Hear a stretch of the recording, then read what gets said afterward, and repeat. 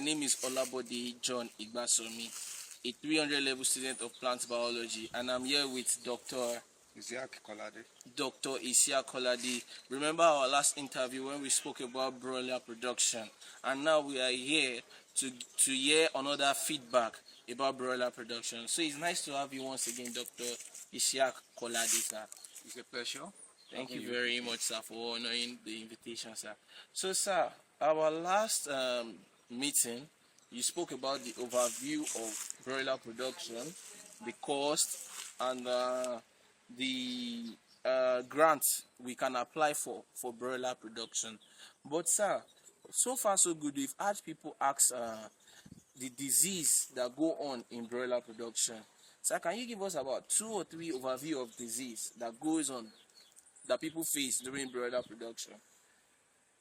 To start with, I've said earlier that my name is Dr. Isiaq Kolade. Poultry science, broiler is under poultry science. Yes. Now, the poultry science is study an act of science that deals with the production, the processing and marketing of poultry and its products. Now, broiler production is under poultry science. Broiler is a livestock and is a living thing that it has its own challenges, which is the disease.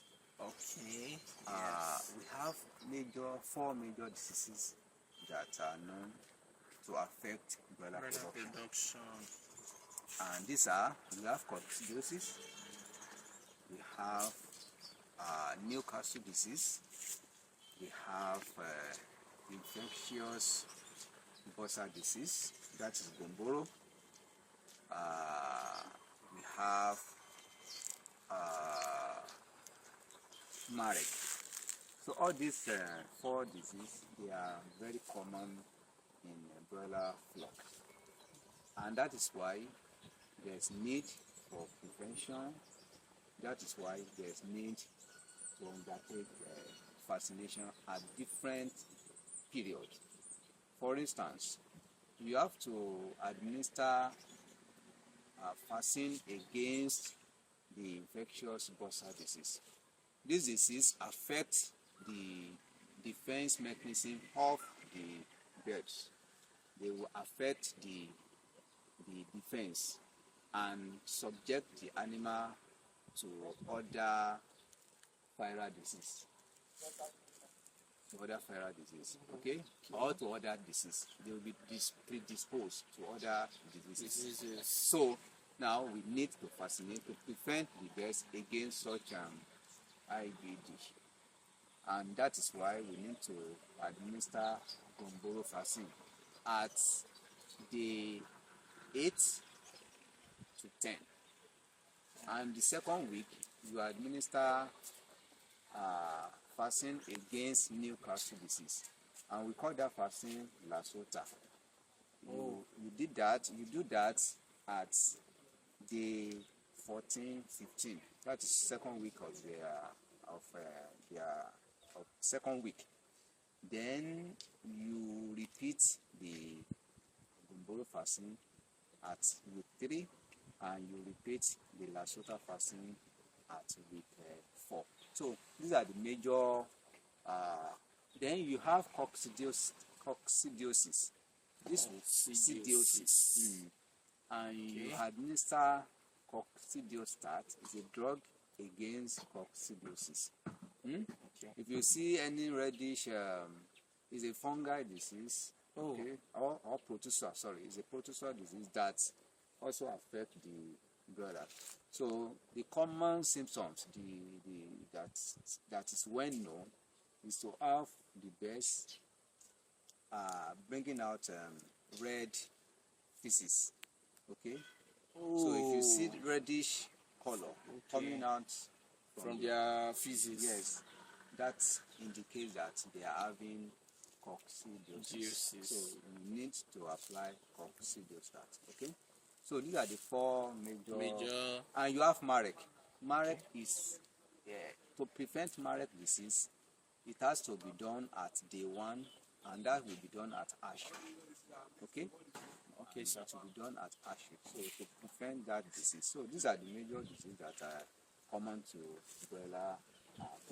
So okay, we have heard that we have Marek, we have coccidiosis, we have the Gomboro, Newcastle and disease. the Newcastle We have disease. infectious bursar disease. The Newcastle sounds like football club. Yes, in England. In England. But, Okay. So, sir, one more thing.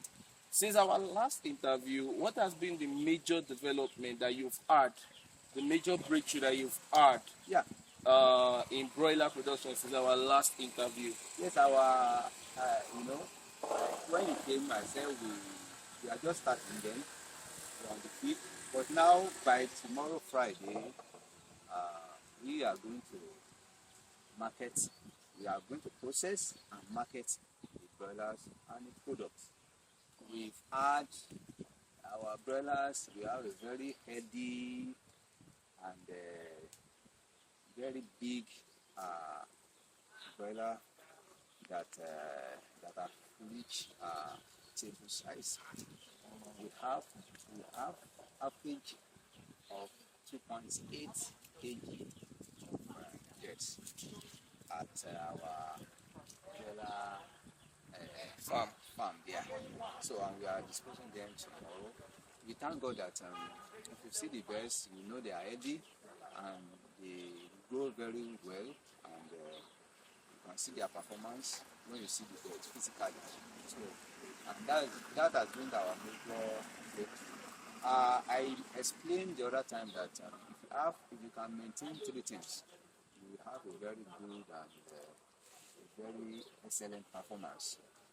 When you have good birds, good breed of birds, when they have a very good genetic constitution, that is, if you get your chicks from a very reputable farm, and if you can feed your bird with a very good feed with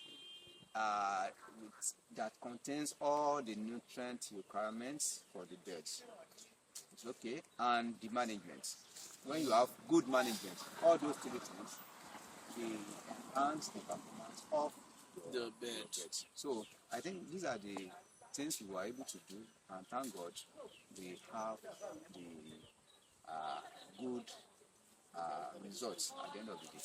So we thank God for that. So yes, we have come to the end of this interview, and what challenges do you face in training people on this particular space? Well, there's no much challenges. Our students, they've been up and doing. For students to be coming in the morning and in the evening to know their animals. So we need to feed them on a daily basis. We need to change their water. We need to look at their well-being. So it's a daily routine that we must carry out.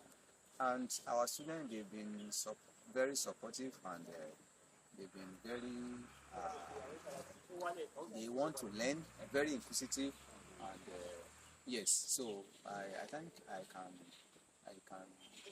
cherish them for that attribute. So the only challenges is probably the place might be a little bit far from where they reside. Okay, most students they live up here and they need to come to work on a daily basis. Okay, they come in the afternoon, they come in the evening, ensure that the birds are well fed and the clean water are given to them. So, and well, another challenge is that it's just the transportation problem, because sometimes some might come late to work due to maybe the scarcity of bus and the bus stop is somehow jam-packed. So these are the challenges we had. Okay, sir. Yes, sir. And what are the earning potential for someone just starting this case, aiming to make money through this case? This poultry industry generally is a very lucrative business. All things being equal. All things being equal. It's a very lucrative business.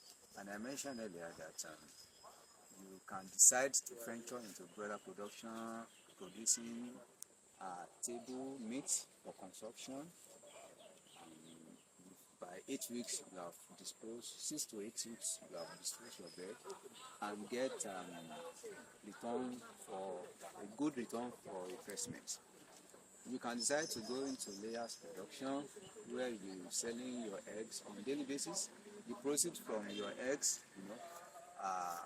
you'll be able to buy your feed or be able to do other things. Okay, so it's very good business. You have cockerel, broiler that you can raise for 6 months, and at the end of the day, when they are big, they command market prices, and you sell them at a very good price and get your money. So all these things, for layers, when you raise them for 6 months and they start laying, they can lay for about 1 year, 2, 3, 5 months, and at the end of the day, when you still sell them as point of lay, where you get your own salvage value. So nothing is lost. In fact, the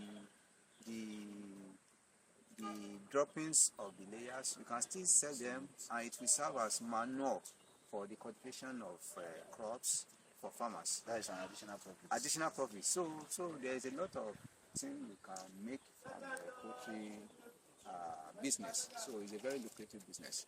All things being equal, when you follow the proper management and you give them good feed and feeding, and you make sure that you get your bird from a very reputable farm with a very good breed, then you are good to go.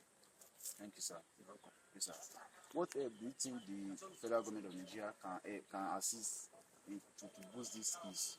Yes. I think the federal government of Nigeria, on their own part, they've been trying to release funds for both small scale, medium and large scale business, especially for those people in agricultural practices, agrochemicals, through the Bank of Agriculture. Okay, so the government they've been doing that, and it's commendable. But the only gray area that government needs to look at is the monitoring of the fund.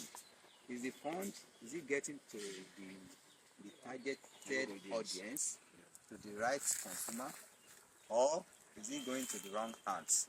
In the past, this fund, you see that it's being channeled towards all these politicians that they don't even have funds, and they will be using the money for other things because they have connections to access these funds.